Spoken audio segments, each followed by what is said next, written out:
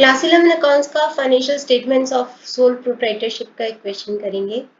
From the following information determine gross profit for the year 31 March 2025। Gross profit के लिए हम बनाते हैं ट्रेडिंग अकाउंट बनाएंगे। उसके पहले ट्रेडिंग अकाउंट में आता क्या क्या है। ट्रेडिंग अकाउंट में आता है, इस साइड पे होगा पर्टिकुलर्स। दो साइड होती है ट्रेडिंग अकाउंट की, debit side and credit side. Particulars and amount.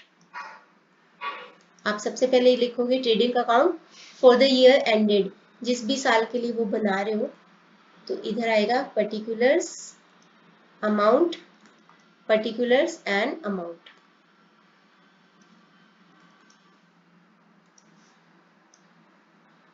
Trading account की डेबिट साइड में आता है, एक बार रफली बता रही हूँ, ओपनिंग स्टॉक जो कि पिछले साल का क्लोजिंग स्टॉक होगा।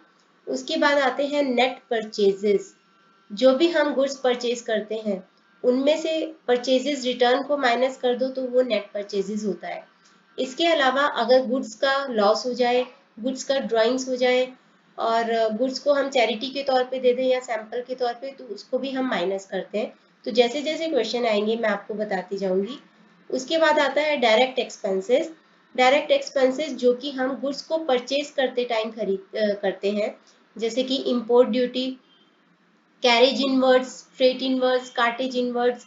इनवर्ड्स का मतलब है कि गुड्स को खरीदते टाइम हम भाड़ा वगैरह पे करते हैं, तो वो आएगा।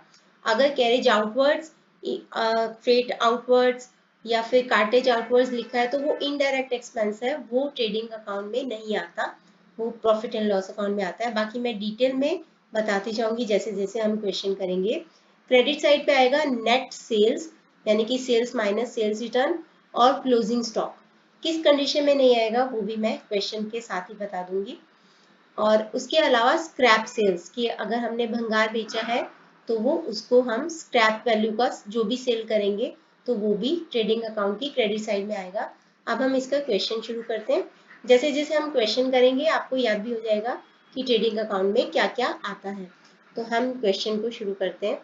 तो सबसे पहला है ओपनिंग स्टॉक 50,000। तो ओपनिंग स्टॉक आएगा डेबिट साइड पे, लिखेंगे टू ओपनिंग स्टॉक।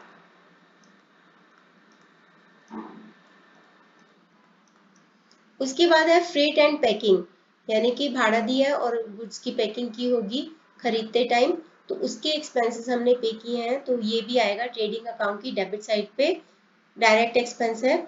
हम थोड़ी जगह छोड़ेंगे परचेजेस के लिए, क्योंकि ओपनिंग स्टॉक के बाद लिखा जाता है उसको।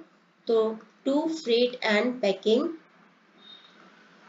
ये आएगा 20,000।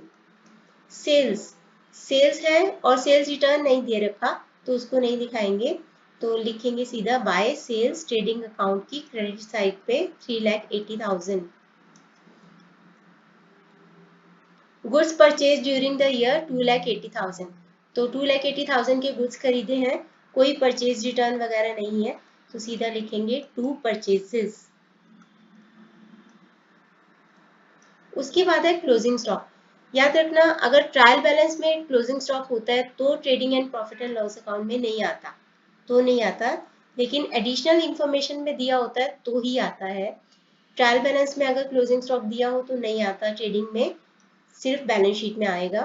तो उस केस में मैं आगे क्लियर कर दूंगी, लेकिन अगर एडिशनल इंफॉर्मेशन में है तो क्लोजिंग स्टॉक आएगा ट्रेडिंग अकाउंट में। ये एडिशनल इंफॉर्मेशन में है 60,000 का by closing stock, trading account credit side by closing stock. इसके बाद है packing expenses on sale, goods को सेल करते टाइम जो एक्सपेंसेस किए हैं वो प्रॉफिट एंड लॉस में आते हैं, ट्रेडिंग अकाउंट में नहीं आते। अब हम इसकी बैलेंसिंग करते हैं, देखते हैं कौन सी साइड ज्यादा है। तो क्रेडिट साइड ज्यादा लग रही है। क्रेडिट साइड का टोटल है 4,40,000।